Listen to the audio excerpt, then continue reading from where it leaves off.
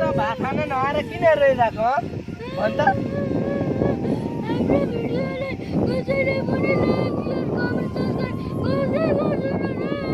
like comment share त गरिरहेको छ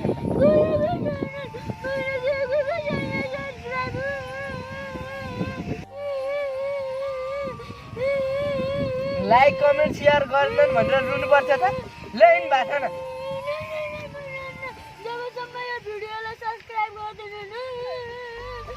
ल हेर्नुहोस् त सब्सक्राइब नगरी त भातै खान पो बन्द रहेछ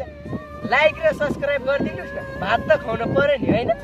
तपाईँ लाइक र सब्सक्राइब गर्दै गर्नुहोस् म चाहिँ यसलाई खाना खान लैजान्छु